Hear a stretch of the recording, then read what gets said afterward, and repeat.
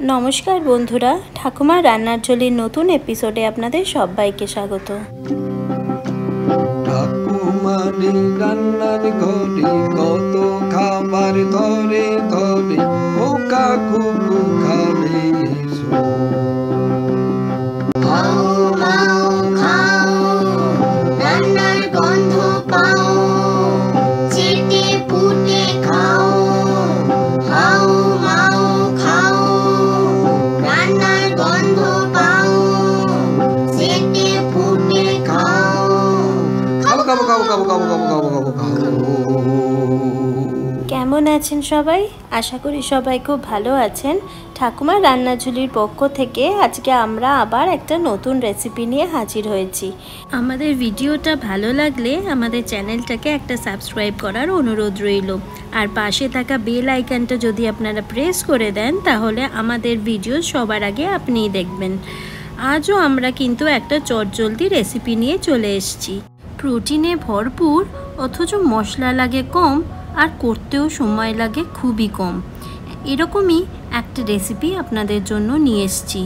হ্যাঁ, আজকে আমরা সয়াবিন দিয়ে একটা রেসিপি আপনাদের সাথে শেয়ার করব। আর ইনগ্রিডিয়েন্টস লাগে খুবই কম, আমাদের বাড়িতে যা যা থাকে সেইগুলো দিয়েই খুব চটজলদি হয়ে যাবে। তো এখানে আমরা বাসমতি চাল ব্যবহার করিনি, এখানে গোবিন্দভোগ চাল ব্যবহার করেছি। গোবিন্দভোগ চালটাকে এখানে খুব ভালোভাবে 3-4 বার করে ধুয়ে নেওয়া হয়েছে, যাতে চাল থেকে যে সাদা জলটা বেরোয় সেটা যেন পুরোটাই বেরিয়ে যায়। এবার এর মধ্যে আমরা দিয়েছি একটু হলুদ আর আগে দিলাম একটু ঘি। ঘি আর হলুদ দিয়ে খুব ভালোভাবে কিন্তু চালটাকে মিশিয়ে নিতে হবে, যাতে পুরো চালটা ঘি আর হলুদে যেন কোট হয়ে যায়।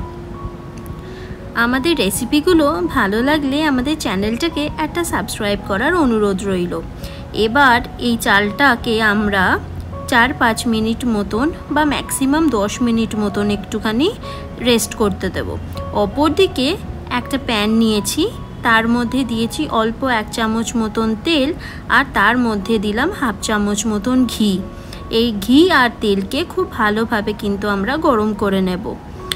রান্নাটা অবশ্যই একটু লো ফ্লেমে করবেন, না হলে ঘিটা পুড়ে যেতে পারে। এবার এর মধ্যে আগে থেকে জলে ভেজানো যে সয়াবিনগুলো ছিল সেগুলোকে আমরা এখানে দিয়ে দিলাম।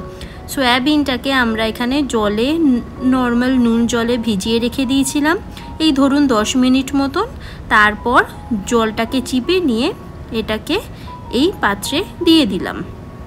এবার এই সয়াবিনগুলোকে খুব ভালোভাবে আমাদের একটু ভাজতে হবে, যাতে সয়াবিনের যে কাঁচা একটা গন্ধ থাকে সেটা যেন বেরিয়ে যায়। এরই মধ্যে আমরা কাজু আর কিশমিশটাও দিয়ে দিলাম, যাতে সব জিনিসগুলো একসাথেই ফ্রাই হয়ে যায়। সয়াবিন কিন্তু প্রচুর প্রোটিনে ভরপুর। সয়াবিন কিন্তু আমাদের স্বাস্থ্যের পক্ষেও খুবই ভালো, আর কাজু আর কিশমিশ এর মধ্যে একটা আলাদা টেস্ট এনে দেবে। এবার এর মধ্যে দিয়ে দিলাম অল্প একটু পরিমাণে নুন। নুনটা কিন্তু একটু বুঝে দিতে হবে, কেন এখানে যদি নুন বেশি হয়ে যায় তাহলে কিন্তু আমাদের পোলাওটাও যখন আমরা তৈরি করব সেখানে কিন্তু আমাদের নুন বেশি হয়ে যাবে।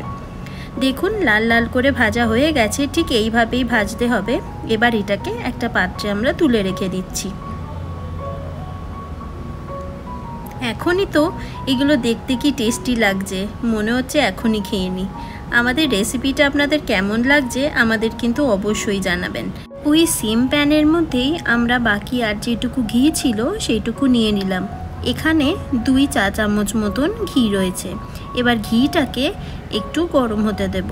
ঘিটা গরম হয়ে গেলে এর মধ্যে দেব গোটা গরম মশলা। প্রথমেই দিলাম 2টো তেজপাতা, তার মধ্যে এবার গোটা গরম মশলার মধ্যে দেওয়া হলো 2টো দারচিনি, 4টে লবঙ্গ, 4টে এলাচ, 2-4 দানা সাদা মরিচ আর অল্প একটুখানি জাবিত্রীর ফুল। এগুলোকে দিয়ে এবার একটু 30 সেকেন্ড মতন একটু ফ্রাই করে নেব, যাতে এর মধ্যে থেকে ফ্লেভারটা বেরিয়ে আসে।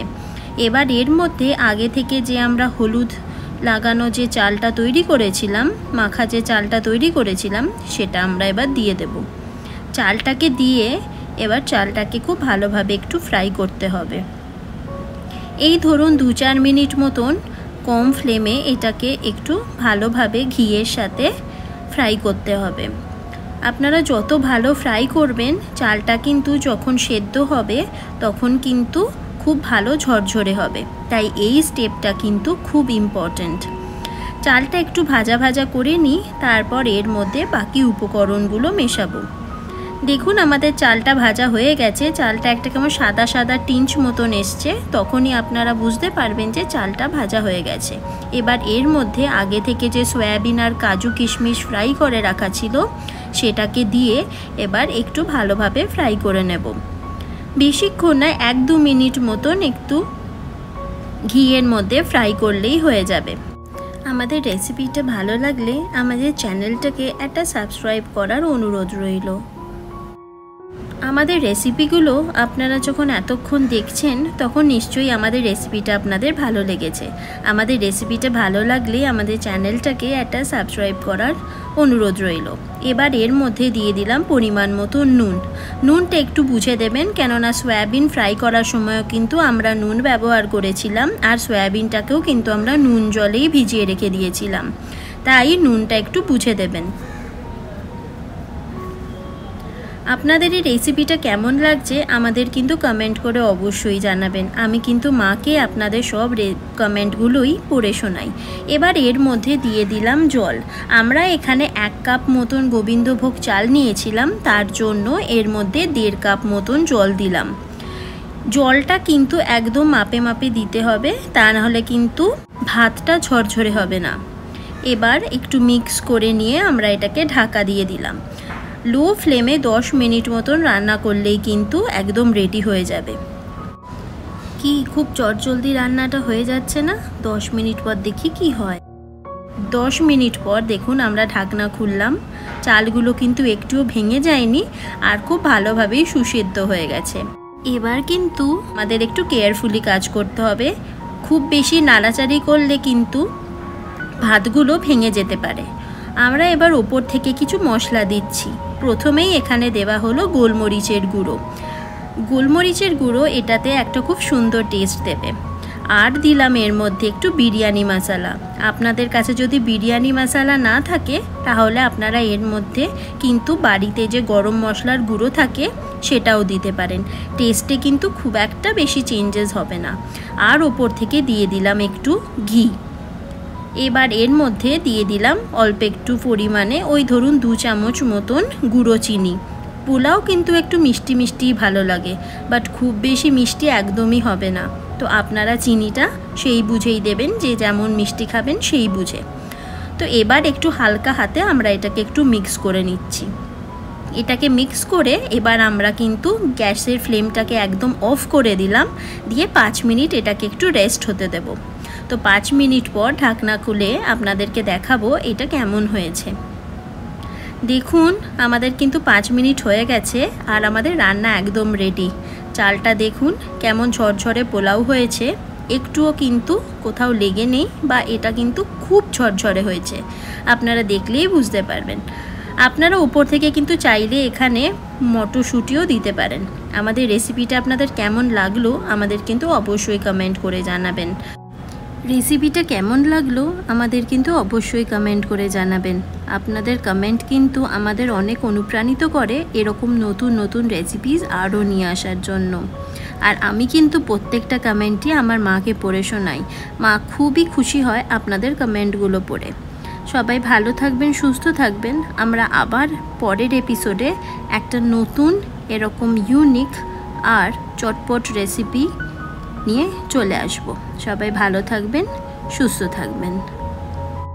আমাদের এই রেসিপিটা শেষ অবধি দেখার জন্য আপনাকে অসংখ্য ধন্যবাদ। সবাই ভালো থাকবেন, সুস্থ থাকবেন। নমস্কার।